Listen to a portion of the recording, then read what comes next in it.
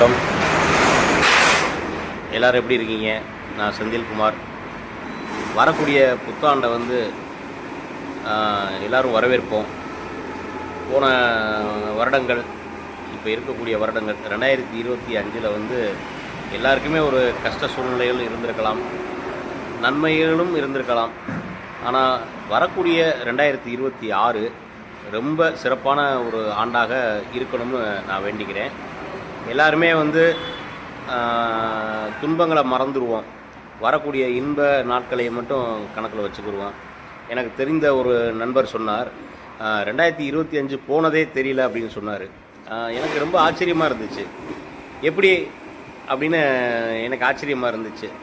ஏன் அந்த 2025 அவருக்கு போனதே தெரியல அப்படின்னா, அவர் உழைப்பு மட்டுமே கவனத்தில் கொண்டு இருந்திருக்காரு. வெறும் உழைப்பு மட்டும்தான், உழைப்போம் அப்படின்ற ஒரு நோக்கத்தை கையில் எடுத்து வெறும் உழைக்க மட்டும் செஞ்சுருக்காரு. இன்னும் ஒரு சில பேர்கிட்ட கேட்டேன், 2025 எனக்கு ரொம்ப ஜாலியாக போச்சுங்க அப்படின்னு சொன்னாங்க. அவங்ககிட்ட என்ன எதிர்பார்த்தோம் ஏன் அப்படின்னு கேட்கும்போது, அவங்க இல்லை, இந்த வட்டம் டூரு, இந்த வட்டம் நிறையா ஃபங்க்ஷன், நிறையா இடங்களுக்கு நான் போயிட்டு அப்படியே வந்ததுனால எனக்கு சரியாக தெரியல அப்படின்னு சொன்னாங்க. இப்போ இவங்க ரெண்டு பேர்த்துக்குள்ள வேறுபாடுகள் என்ன அப்படின்னு பார்த்தா, இவர் உழைத்து கொண்டு இருக்கிறவர் உழைச்சிக்கிட்டே இருக்கார்.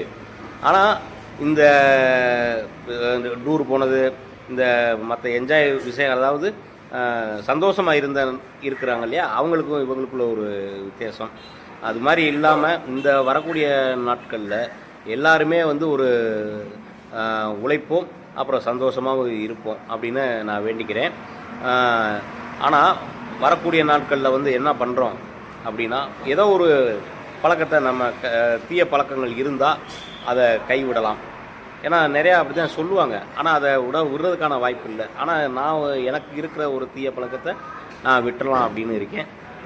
அது மாதிரி எல்லாருமே அவங்கவுங்களுக்கு ஒரு தீய பழக்கங்கள் இருந்தால் அதை அப்படியே விட்டுருவோம். ஹாப்பி நியூ இயர் 2026 எல்லாருக்குமே ஒரு வெற்றி தினமாக இருக்க வேண்டும். சந்தோஷம். ரொம்ப நன்றி.